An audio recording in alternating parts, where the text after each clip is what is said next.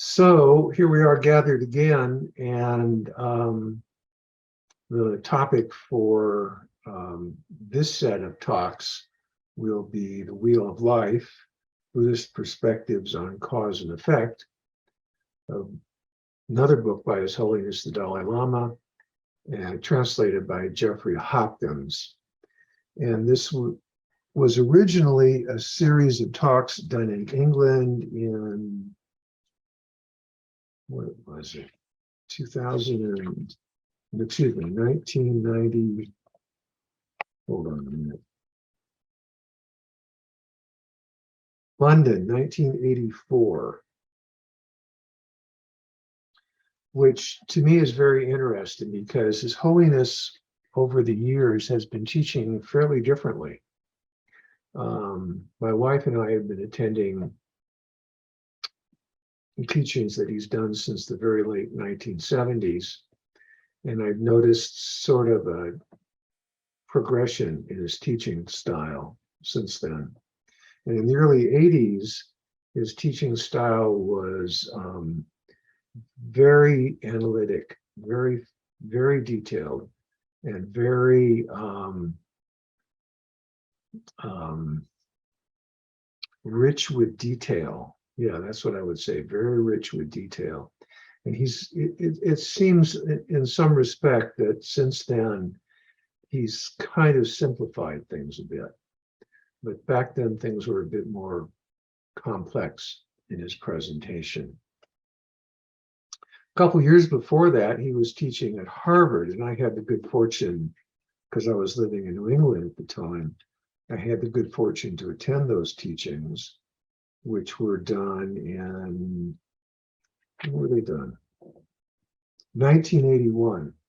So 1981, 1984 was all around the same period of time when he had this particular teaching style. And he'd only been coming to the West for a few years at that point. I think 1979 or 1980 may have been the first year that he came to the United States anyway. And in the early years, Jeffrey Hopkins, who was then professor at the University of Virginia, was his translator. Later, Thupten Jinpa stepped in to do that. They're both very excellent translators. Now, the reason I mention this, though, is because, whoops, my glasses, hold on a minute.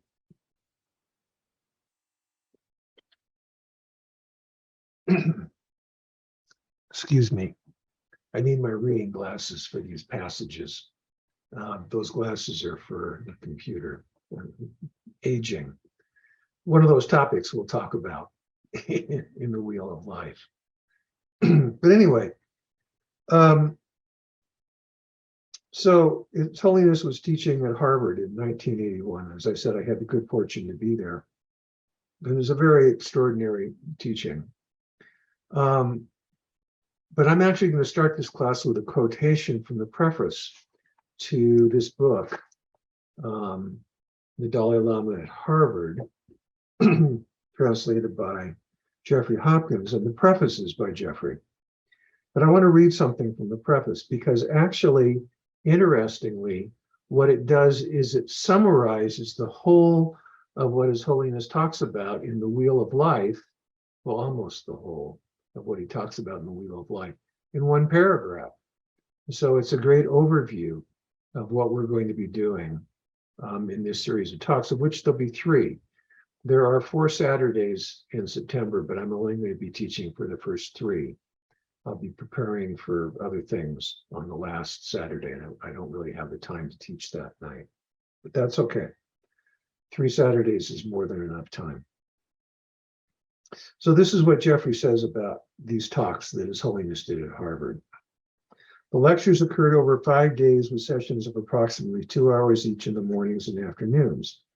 Using the format of the Four Noble Truths, the Dalai Lama depicted the situations of being trapped in a round of suffering that is impelled by counterproductive actions that are themselves founded on a basic misunderstanding of the nature of persons and other phenomena. Let me comment on that sentence a little bit. First off, when he says using the format of the Four Noble Truths, he means something a little bit different than what we might think of. We usually think of the Four Noble Truths in its more simple presentation. Existence is suffering. The source of suffering is grasping desire. Second noble truth. Third noble truth, there is a way to bring about an end to this suffering, what's usually called cessation. And the fourth noble truth is the path for doing so. I see I'm going to have trouble with my throat. There's something blooming here in Santa Fe right now, which I'm having a somewhat unhappy physical relationship with. So we'll see how far I get today before I lose my voice. Now, my point here is, although that's the usual way the Four Noble Truths is spoken of, as His Holiness has pointed out in other contexts, the Four Noble Truths is really a teaching about causation. The second noble truth is cause. The first noble truth is result. Suffering has a cause, which is grasping desire or attachment. The third noble truth, which is cessation, also has a cause. Cessation is brought about by the Eightfold Path. Okay. What's the relationship between the first and the third noble truths? Suffering and the cessation of suffering. There's a causal relationship there, which is to say, suffering can cease if you accumulated the causes that bring about the cessation of suffering. So at the deepest level, actually, maybe not the deepest level, but at a deeper level, the Four Noble Truths are a teaching about causation. And the subtitle of this book, The Wheel of Life, is Buddhist Perspectives on Cause and Effect. That's what the Wheel of Life is about. Cause and effect, the situation we find ourselves in based on cause and effect. What is cause and effect? Another term for cause and effect, sort of, is karma. And we'll be talking a lot about karma. Karma is a Sanskrit word. It actually means action. But all actions have consequences, and all actions arise as a result of causes. And that's the way in which karma ties in very simply to cause and effect. All right, let me continue on with this first quotation.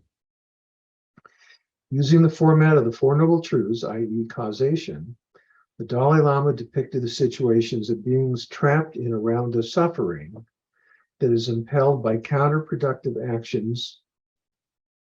Counterproductive actions, negative actions, are the cause of the round of suffering. Impelled by counterproductive actions that are themselves founded on a basic misunderstanding of the nature of persons and phenomena. What is the cause of counterproductive actions?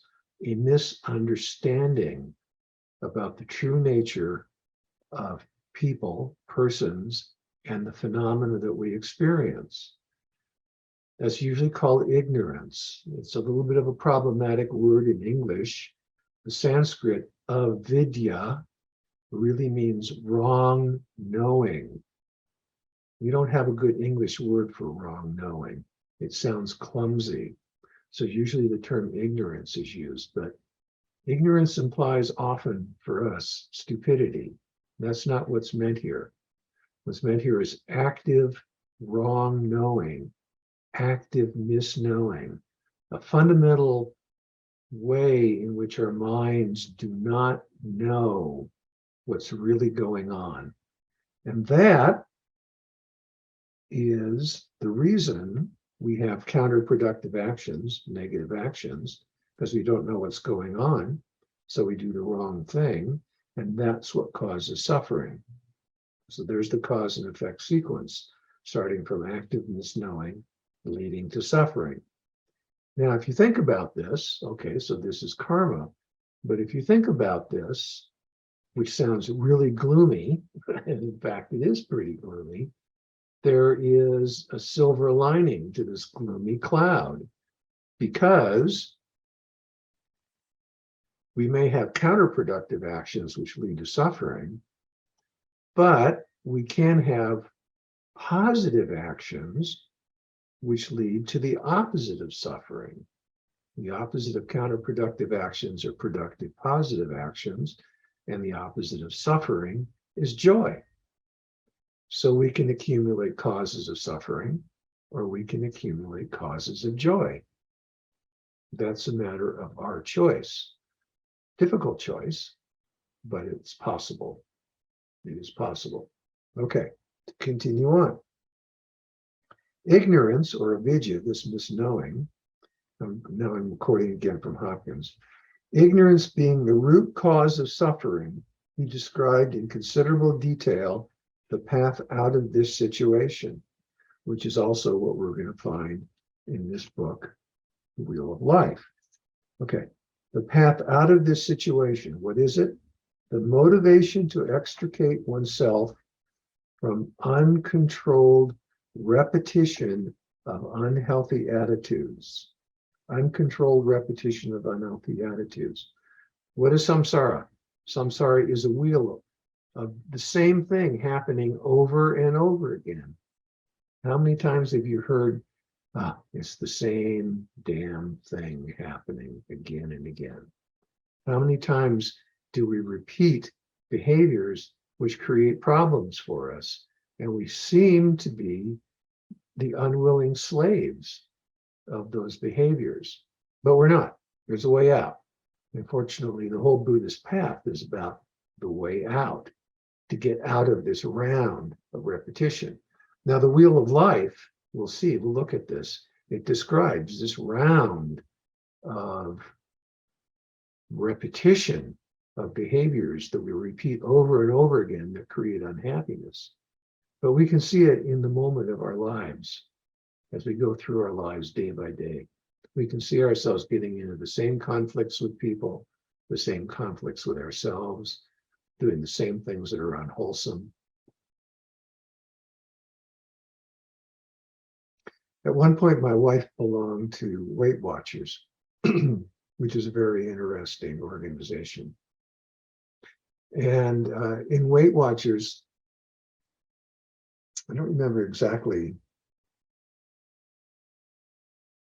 how this came up, but somebody said that they had somebody in Weight Watchers said they had put a note on their refrigerator door with a magnet. You know, I mean, I have all kinds of recipes on my refrigerator door attached with a magnet, but they had a note on their refrigerator door with a magnet, and the note said, "What you're looking for is not in here. What you're looking for is not in this refrigerator." And how many times do we go to the refrigerator to solve a problem that the food in the refrigerator can't solve? That's the repetition, right, of dysfunctional behaviors, or the repetition, uncontrolled repetition of unhealthy attitudes, as Hopkins says. Let me start this again. Ignorance being the root cause of suffering, he described in considerable detail the path out of this situation, the motivation to extricate oneself from uncontrolled repetition of unhealthy attitudes, the extension of this realization of one's own plight to that of others, and the consequent generation of universal compassion. So you smiled when I talked about going to the refrigerator door and wanting to open the refrigerator to get what the refrigerator or what was in the refrigerator couldn't give us. We all do this sort of thing, but that's the point. What I do, which is an unhealthy attitude and unhealthy behavior, is no different than what anybody else is doing. Everybody is engaged in unhealthy attitudes and behaviors. So we can take that into account. And as His Holiness points out, or as Hopkins describes here, the extension of this realization of one's own plight to others and the consequent generation of universal compassion. So we'll talk about how that resolves some of the problems of our being nailed to the wheel of life at one point, although not tonight. Then Hopkins goes on. He particularly emphasized the development of wisdom, penetrating the veil of false appearance of phenomena, arriving at their true nature, unadulterated with false superimpositions. Okay, that's a mouthful. False superimpositions are our concepts which are incorrect, the wrong knowing, avidya, the misknowing, veiling, superimposed, placed upon the phenomena around us, which we therefore don't understand because of our incorrect attitudes, our wrong understanding. Which confusion, therefore, about the reality of what's going on then leads us into behaviors which are unsatisfactory and unsatisfying. Okay? Superimposition. Okay, let me be very simple about it. The superimposition he's talking about is going to the refrigerator to find something to eat to satisfy the pain that I'm feeling, which was created by something else. Thinking that it's in the refrigerator is the superimposition. Looking in the wrong place for the solution to a problem because I don't see what the real problem is. So I go to the wrong place to solve the problem. I mean, this explains basically every addiction you've ever heard of, right? Why are we addicted to this, that, and the other thing? Because we think it's going to reduce the pain. It never does. It actually creates more pain and more problems because we don't understand the nature of addiction, right? So how do we get out of this? The way we get out of this is through wisdom, which removes the false superimpositions, and universal compassion, which addresses the question of what am I in relationship to everybody else, which we'll come back to. So all of this paragraph basically describes almost everything that's in the Wheel of Life book. That's why I picked it, right? That's why I picked this summary. Okay, let me go on to something else for a minute now. Another summary in the preface to the Wheel of Life by Hopkins, who is totally brilliant. He's one of the early Western students of His Holiness and a great translator, brilliant man. Let me read this.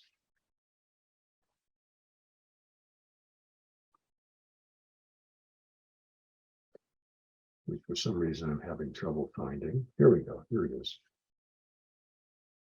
So Hopkins talks about the Dalai Lama's lectures in London in '84. He goes on about this. And then he gets to this one passage, and I want to emphasize this because this ties what we'll be talking about over the next 3 Saturdays to actually all of the talks that I've been doing for Thupten Norbuling over almost the last year. So this is sort of a thread of continuity, which is the reason I want to emphasize it. So Hopkins is talking about the lectures that he did. And he says, the Dalai Lama describes the obscuration of this basically pure and innermost mind. So I have to stop and, for people who haven't attended the other lectures, speak about this. When we talk about karma, when we talk about what is nailing us to this wheel of samsara, this wheel of life, what is it that is being nailed to this wheel of existence? And I find it interesting that I'm using that term nailed too. It makes me think of things Christian, even though I'm Jewish. But nevertheless, it is kind of an interesting term. I haven't really thought about why it's popping into my mind so much tonight. But anyhow, why we're stuck on this wheel. Maybe I'll say that. What is it that's stuck on this wheel? We think that what's stuck on this wheel is me. I'm stuck on this wheel. But the question will be, what is this I that we think is stuck on this wheel? Okay.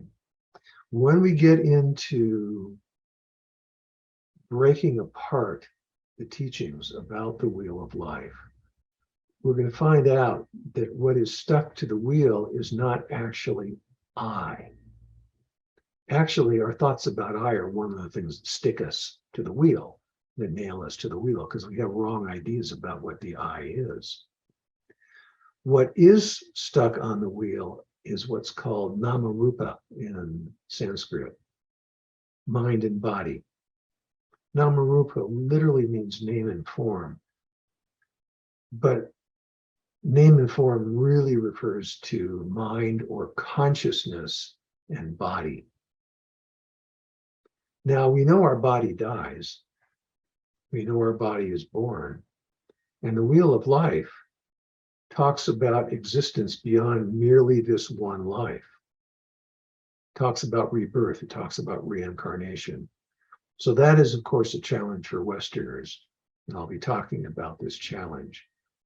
But so what is it then that is being reborn? Since obviously we know it's not our bodies. I mean, this body of David is now 76 years old. It might live another 10 or 15 years. The wheel of life is not about what's only going to happen in that next 10 or 15 years. Maybe 20 years if I'm really unlucky. But whatever the case may be, not many more years. So what is it that is really moving through the wheel of life? It's the nama, not the rupa. It's the mind or consciousness, not the body. There are always bodies, but the continuity, the thread of continuity is the mind, is consciousness. And we'll be exploring that. So here, what Hopkins is saying, the Dalai Lama describes the obscuration of this basically pure and innermost mind. This is what travels through the cycle of the wheel of life. This is what's in there. But as he says, it's basically pure. However, the Dalai Lama describes the obscuration of this basically pure and inmost mind. So we want to talk about where the obscurations come from, and we will. And it's the obscurations of the pure consciousness that are actually what ties us to or nails us to the wheel of existence. And where do those obscurations come from? We talked about that in the last quotation. They come from avidya, misknowing, ignorance, and wrong understanding, and therefore the consequent problematic actions, the repetitive, addictive actions. That's what tie us to the wheel of life. But the essence of what we are is pure. And it's because of that that we can get off the wheel. Because our essence, if we can find it, if we can reveal it, is pure. And it is not obscured. And therefore, it is not subject to all the karma that has us moving through the wheel of life. Okay. The Dalai Lama describes the obscuration of this basically pure and innermost mind and its manifestation in the wisdom that realizes the emptiness of inherent existence through implementation of tantric techniques. So what he's saying here is, because we have this pure fundamental mind, it can manifest in the form of a wisdom. Our ordinary consciousness can be cultivated to manifest in the form of a wisdom consciousness. And that wisdom consciousness and realizes the empty nature, the actual empty nature of phenomena, which is not their non-existence, but their lack of inherent existence. So we'll talk again, as I have in the past, about what does this mean, lack of inherent existence. Okay, so things do exist, they just don't exist the way they appear to us. Talk more about what that means, right? So this mind that we have, this pure mind, can come forth as wisdom to see the true nature of phenomena. And then, as he says, this can be done through the implementation of tantric techniques. These are meditation techniques which reveal the clear light, pure nature of the mind. Hopkins goes on to say, indeed, the mind of clear light radiates through his entire presentation of the harrowing process of cyclic existence, and also forms a backdrop against which the process is addressed in great detail. So this is what we'll be talking about in this book, okay? So I've just laid a load of information on you, pretty complex in great detail. Let me take a minute to stop, not really to do something about my hoarse throat, which seems to be getting worse as I talk to you, but to ask if there are questions at this point about this. Okay, from David, could you give the page number? Let me get the whole message. The page number, please, of that last quotation. Yes, okay. Page number of that last quotation. You're right, I should always do that so people can find it. I'm not a very good professor if I don't. This is page 27 of the introduction to the Wheel of Life. Okay? Very good. It's on the bottom of the page. It's the very last paragraph. Okay, we good to go forward? All right. Yes, a question. Yes, Aida. Well, it is a question. I have an electronic copy of a book that the title is The Meaning of Life, Buddhist Perspective on Cause and Effect. Is that the same one, like a different version? It is by the Dalai Lama, and it is translated and edited by Jeffrey Hopkins, but this is from 2000. It's a revised edition of 1992. I'm going to bet it's the same book, but I don't really know. What is it that we're looking at here? That looks like the book that I'm working from. Okay. Aida, I'm going to guess that it's the same book. I'm only going to guess this is the same book. Do you have it at hand? I have an electronic copy, not a physical copy of that. Well, there is one way to ascertain if it's the same thing. I'm going to tell you what the table of contents is on this, and you can check it against your table of contents. And if they're the same, then we're looking at the same book. Okay, so the first chapter is called The Buddhist Worldview. Yes. The second chapter, Life Impelled by Ignorance. Yes. Mm-hmm. Third is Levels of the Path. Correct, yes. Fourth, The Value of Altruism. It is the same. And it fifth, is the same. Compassion and Wisdom combined. Uh-huh. Okay, so we're doing the same book. You know, oh, good. my page citations may be different. In different editions, that can often be the case, but it's the same book. Okay, thank you. Thank you for that. You're very welcome. Okay, let me do a screen share now.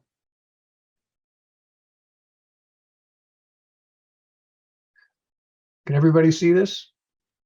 Yes? Yeah? Good. Okay. This is the cover of the book, and it is an image of the Wheel of Life.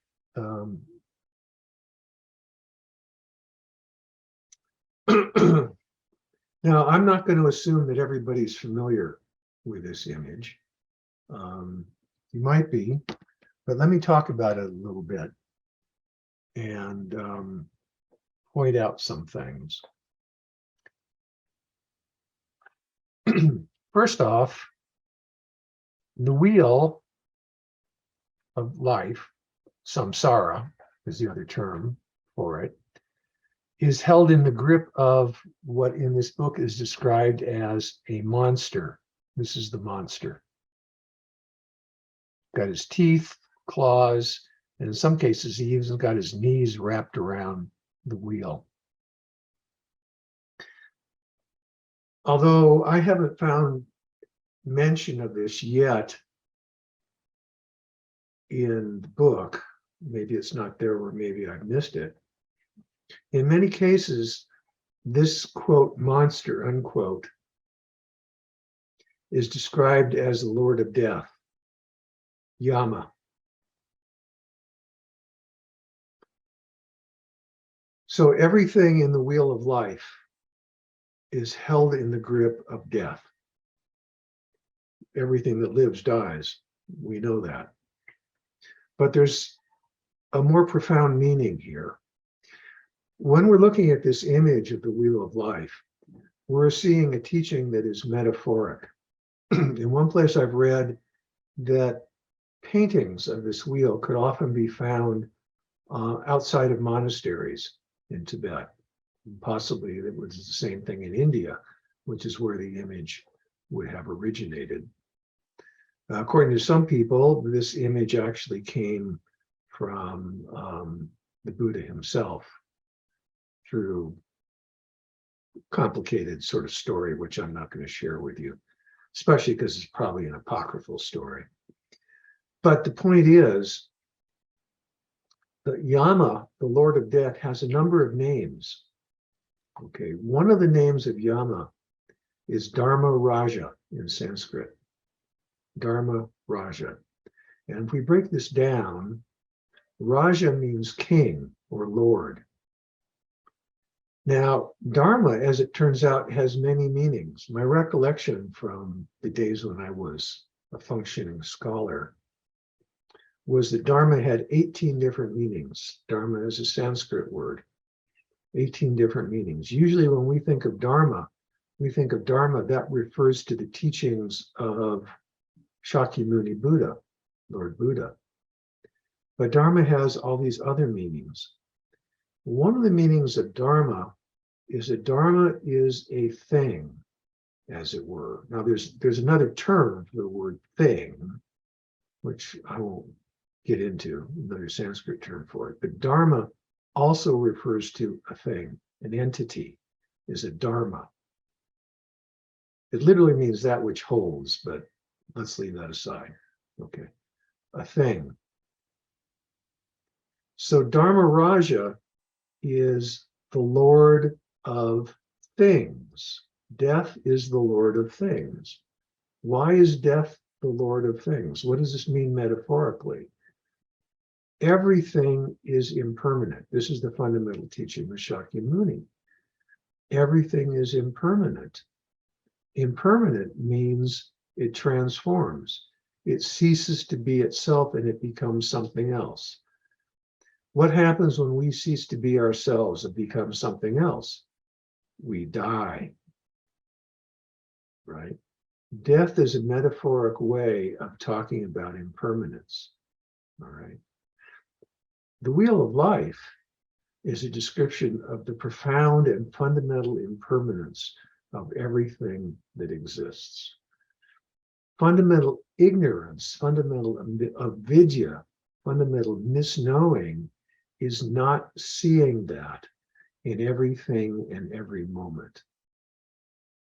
But everything is impermanent, and that's why everything in the wheel is held by Dharma Raja, the Lord of things, the Lord of death.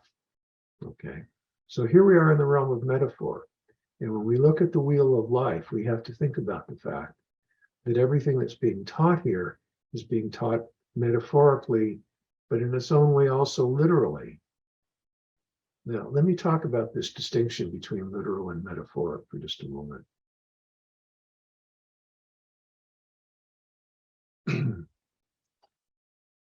In the Christian world, if you think about the Gothic cathedrals, which had sculptures all over them, the stained glass windows, What was being portrayed in those windows and in those sculptures? The life of Christ, his teachings, his death, his resurrection, various saints, things that they were doing, and also, by the way, gargoyles, protectors of the sacred space. Why were those things there? Well, people couldn't read. So how did you communicate the stories about Jesus and salvation to these people who couldn't read? Well, you did it with images. Okay. Well, when the Wheel of Life was being created in India and also in Tibet, most people couldn't read. So this was a teaching for them using images about what is the nature of existence. A monster, death, holding the world or existence in its grip. And everything, therefore, that's in this image is a metaphoric teaching. Now, some people take death and rebirth, which is what's going on in this wheel, as metaphoric and not literal. I spent quite some time living in Zen monasteries in the United States, not Zen monasteries in Japan. And my Zen colleagues, and this, by the way, was after I was thoroughly enmeshed in Tibetan Buddhism. I was still living in a Zen monastery. I won't go into why that was. But my friends and colleagues in this Zen monastery often say, oh yeah, well, all this rebirth stuff, that's metaphoric. We don't believe in former and future lives. It's all metaphor. Well, from the traditional point of view, it's not metaphor. It's literal. But it's also metaphor. It's not just one or the other. Our minds want us to choose between what's literal and what's metaphoric. Okay. Why can't things be both literally true and metaphorically true? Why does it have to be one or the other? In earlier talks that I've done, I've drawn a distinction between the waking mind and the dreaming mind. And we usually think that the waking mind is what we have now while we're sitting here listening to me. And the dreaming mind is what's going to happen when I go to sleep tonight. And I'm going to have all these bizarre stories that go on in my mind. And that there's a distinction between the two. But you know, actually, the dreaming mind exists right now. We dream all the time. We're making up stories about what's going on around us all the time. Those made up stories are just waking dreams, right? Because they often don't have anything to do with what's going on around us all the time. I mean, you want to know how your mind makes up stories? Think about everything you think about the other drivers that you meet when you're driving around Santa Fe or on any other highway. Why is this person speeding? Why did they just go through that red light? Why did they go through that stop sign? Why are their mufflers so loud? Why this? Why that? Why the other thing? And I have all these stories about these people, you know, but they're just stories. That's my dreaming mind in the waking state. The dreaming mind is metaphoric. It operates on the basis of metaphor. Everything is a symbol. It stands for something. That's the basis of psychoanalysis, the basis of Jungian psychology, okay? Everything is a symbol. Everything is metaphoric. And that mind is functioning while we're awake, okay? So why only metaphor, or why only literally true? Why not both? Why can't they both be true? Both? Why can't they both be true? So I'll be talking about the wheel of life as both literally true and metaphorically true at the same time, which may seem a little strange to some people, but I don't find it strange. I think it's just true or true, a truer form of true. Okay.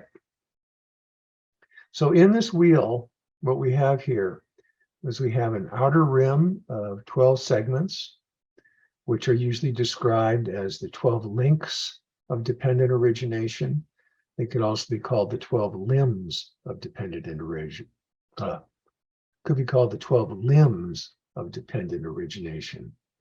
Link is more typical, but limb is an alternate translation for the term. And by the way, when I translated Nagarjuna with Geshe Sonam Rinchen, and we got to passages about the 12 links, we chose to translate them as limbs.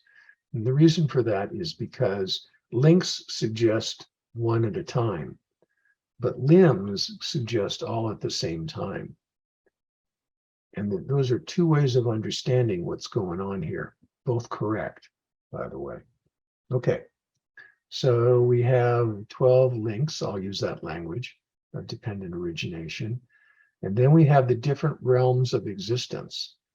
Sometimes the realms of existence are divided into 6, sometimes 12, sometimes 6, in this case 5, and I'll explain why that is in a moment. Okay, here we have the realm or the world of human being. Pardon me, gotten that wrong. Here we have the realm of human beings in this sector right here. Here we have the realm of animals. These are all material beings that we can see with our ordinary sense organs.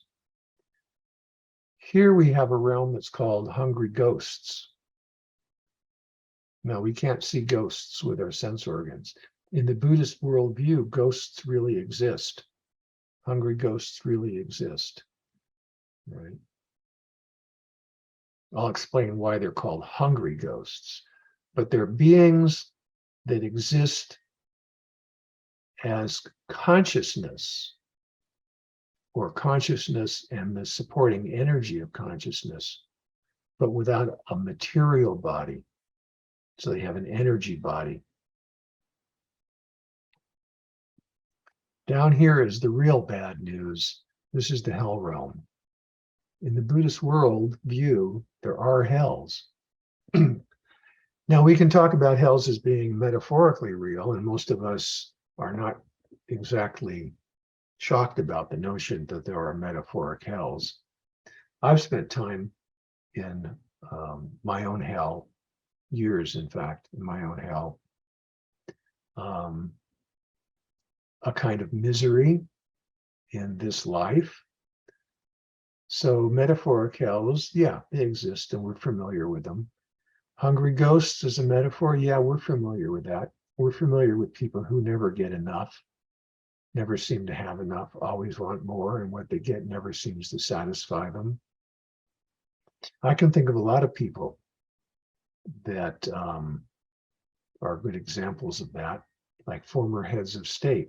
I won't go into any detail. You can imagine who I mean, but I'll leave it at that. Okay, metaphoric and literal hells. We don't like to think about the fact that there's a possibility of hell being an actual place where consciousness energy can find itself. But in the Buddhist world, there is such a place. Good news is there's a place called heaven, just like heaven.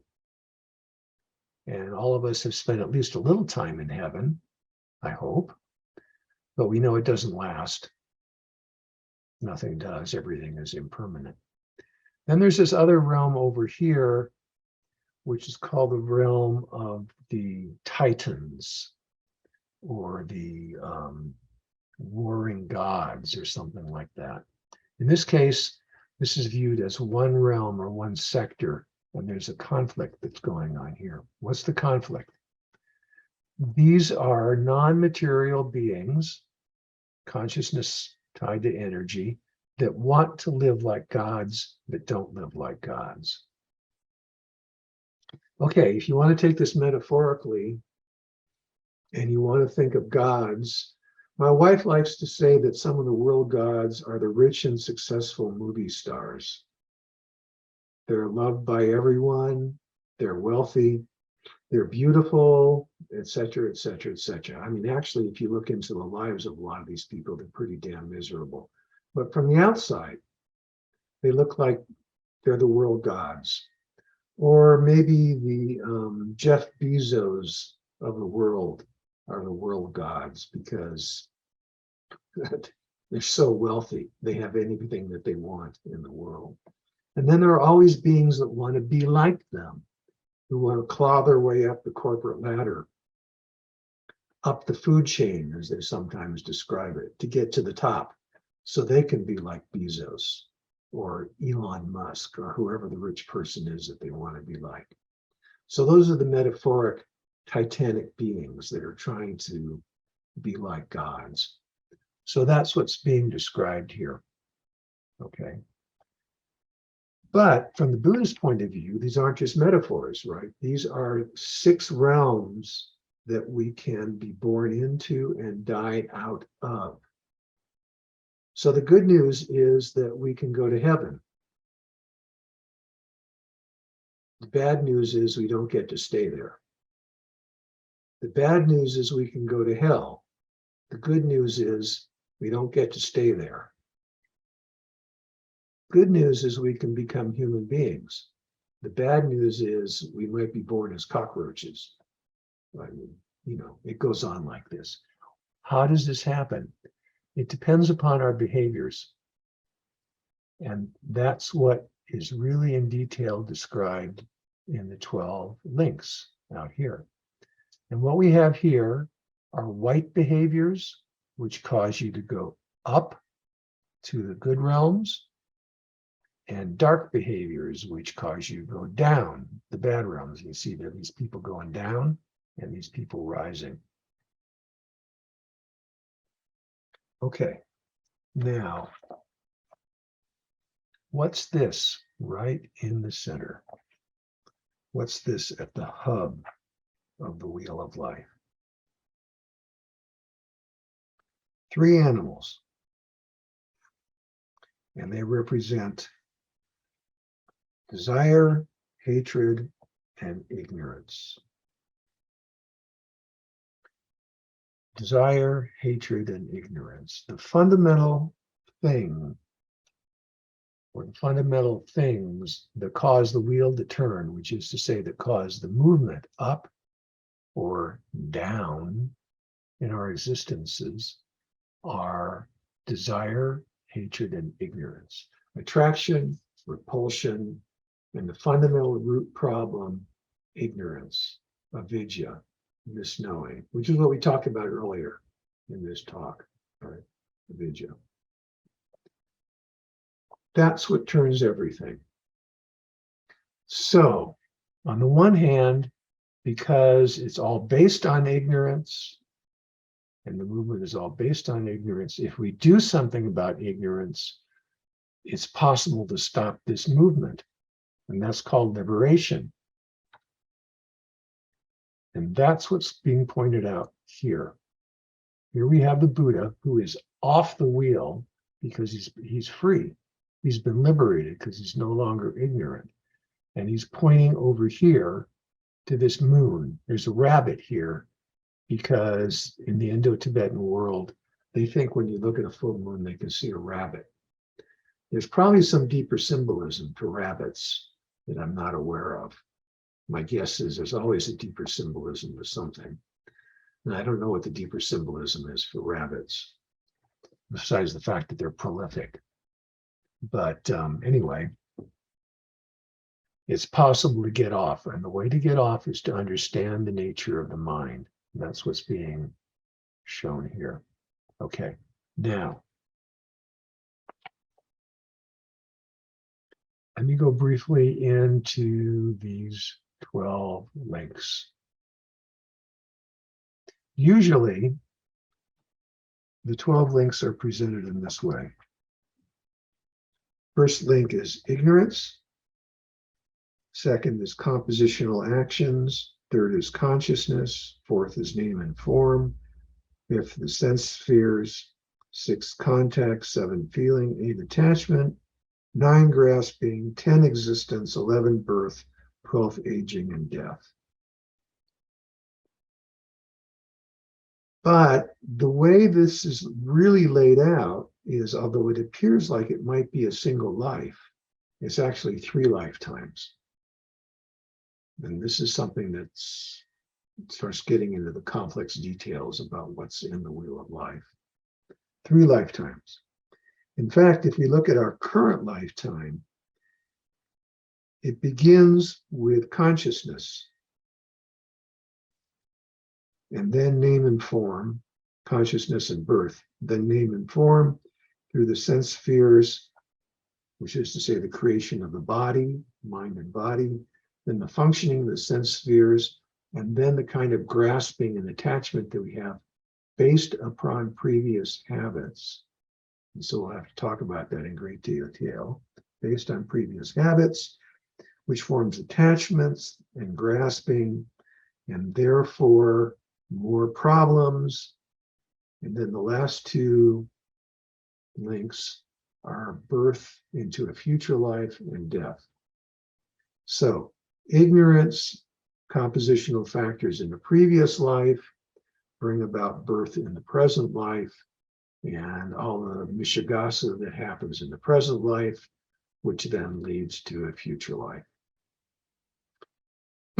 So when Hopkins says the underlying thing that His Holiness is really getting at in these teachings is about clear light mind, clear light consciousness, it really is getting at this point here, the 3rd link of consciousness, which is the connection between previous lives and the current life, and what's going on in that connection, so that when the previous life ends, we're impelled into the current life.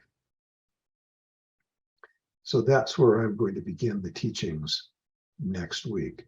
But there's one last thing that I want to say about the Wheel of Life before I end things this week. And I'm going to end things shortly, because if I don't end things shortly, I'll lose my voice and I won't have any choice. So let me have a drink of tea.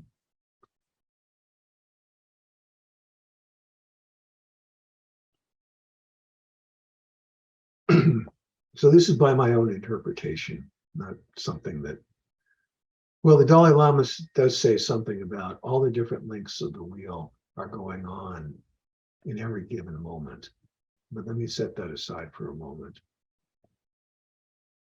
Usually when we look at this, we think of, okay, so depending upon my behaviors, I might be born in a more pleasant or less pleasant life in the future. I might end up as a human being, which, by the way, Buddhists consider the ideal kind of birth. Or I might end up as a god, which actually sounds pretty good to me. So I guess I'm not a very good Buddhist in that respect. Or I might end up as an animal, which could be good or bad.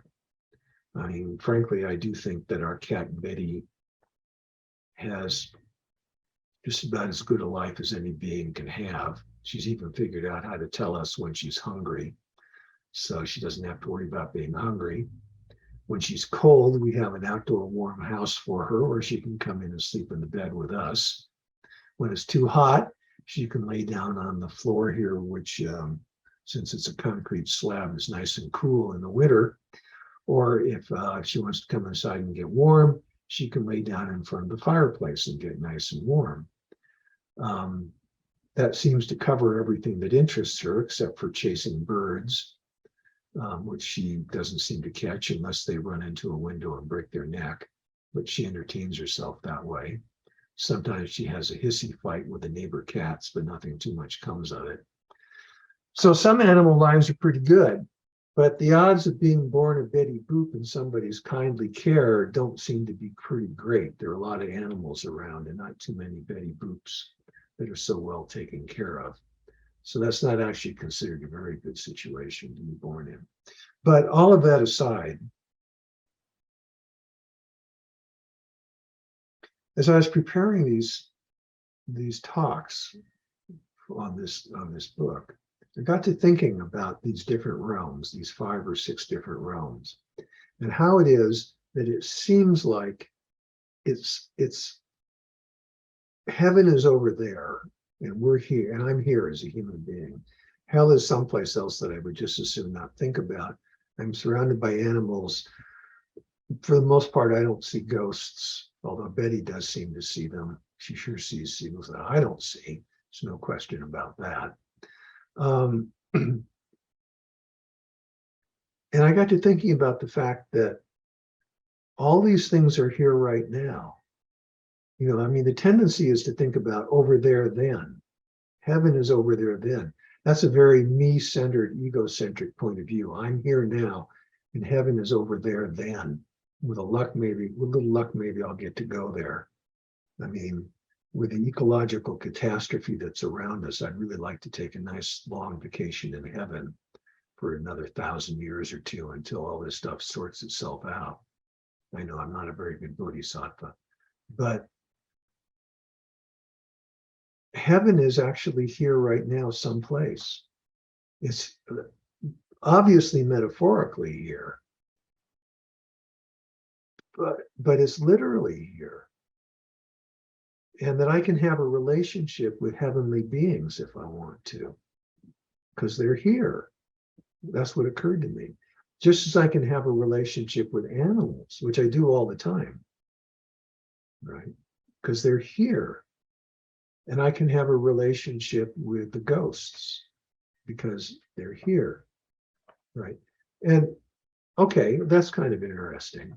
But what really struck me is my sense of if they're all here now, and essentially they're no different than me in their essence, because I can become them and they can, I mean, in a sense, I can become a heaven being, and heaven beings can become humans, and humans can become animals, and animals can become humans.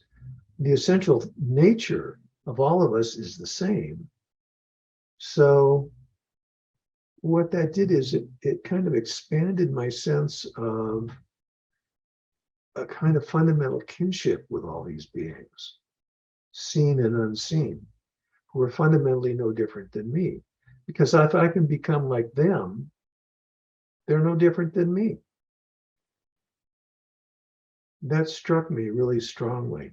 And that teaching is really there in the teaching about the different realms of the wheel, but it's not completely obvious. We're all in this same space together. We're all in the same space together. I think many of us think that about the animals, you know, and we want to be vegetarians because of that. We want to minimize harm and suffering, which we see plenty of in the animal world. Yesterday,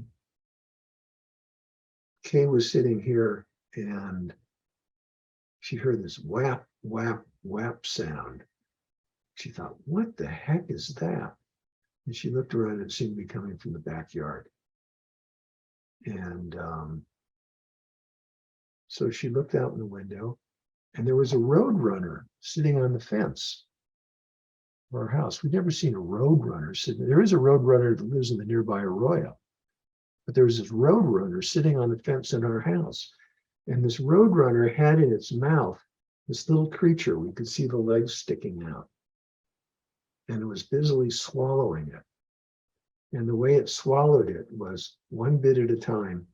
And part of this creature would get into the roadrunner's gullet, which has little stones in it. And then it would grind it up. Then it would swallow a little bit more and grind it up. And the whap, whap, whap was the way the roadrunner killed it. It bites it while it's still alive, and then it beats it to death. And then it swallows it one part at a time until it swallows the whole thing. How horrific is that? It broke our hearts to see it. It broke our hearts from the point of view of whatever this little animal was. We couldn't even tell anymore what it was. But that is the reality of what's going on in this samsaric wheel that the monster is holding. That's the monstrous aspect of our existence. And yet the roadrunner was beautiful at the same time. And it was just, this is what it does to be alive. And we do the same thing to be alive. We have this very complex kinship relationship with the beings around us, which we sometimes harm and which we're sometimes kind to. And we do our best, most of us do our best. If you're here listening to this talk, you're interested in doing your best and being kind and being wise, or you wouldn't be here.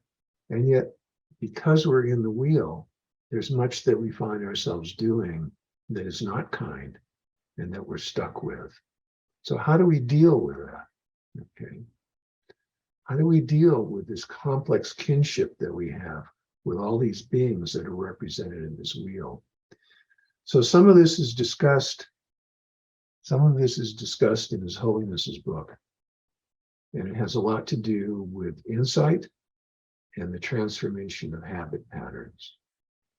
But until we get off the wheel, we're still stuck with certain things. And we have to come to terms with that. And how are we going to deal with that? So I don't want to leave this talk in a grim place, but there is something about the wheel of existence which is a little bit grim. And that's one of the things that Hopkins mentions. He talks about the horrific nature of death and rebirth, death and rebirth, death and rebirth. And it is. We all think about the fact that we're going to die. And some of us spend a lot of time not thinking about the fact that we're going to die and trying to avoid it. And some of us are just more realistic and recognize that, yes, it's the reality. But that's a burden in regards to ourselves. That's part of the horrific, difficult nature of existence. But that can also be a motivation to get off the wheel, to be liberated. Recognizing the truth of our situation is part of what we need to recognize that we need to do something about it. Because if we don't recognize the truth of the situation, why would we do anything about it? We would just go on in the round of seeking whatever we seek to anesthetize ourselves to reality, which is what I think most people end up doing. Think about the hours of television, all the beers that get drunk, et cetera, et cetera, et cetera. You know, I have nothing against beer or television, by the way. It's just how much and why and under what circumstances.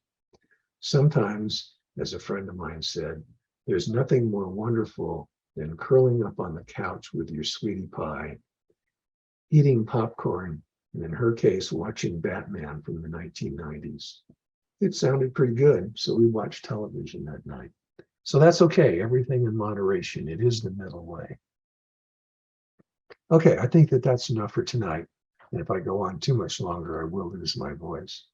But let me, at this point, ask if there are any questions, and I'll be glad to answer them. And then we're going to come into more detail over the next two talks about how the wheel functions and what we can do about the situation we find ourselves in to make the best of what's going on here. Okay, questions? No questions. If you have a question, just speak up. And if they're not, then I'm going to sign off and make dinner. There is a question, yes. I have one question. Sure. Is there anything in the book or the readings that we can, like, look at a little more closely? Because I've read it a month ago and I'm working on this big wheel that I'm rehashing and trying to understand. Sure. So for next class, is there anything? Yeah, I would say that you could either read Jeffrey's introduction, which is a kind of a compact view of the whole thing. Yeah. Or I would say you want to go to, let me find the right chapter number.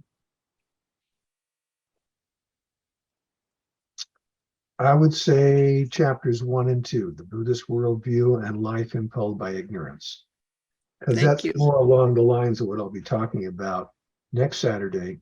And then the last part, which is the path, which is how we get out of this mess, is what I'll talk about in the third lecture. So that's good, because that way I can end these three talks on a positive note. Because at the moment I'm kind of leaving us with a kind of like, it's tough, sort of situation, but it is tough. Okay, are we good? Yeah. All right then. Thank you.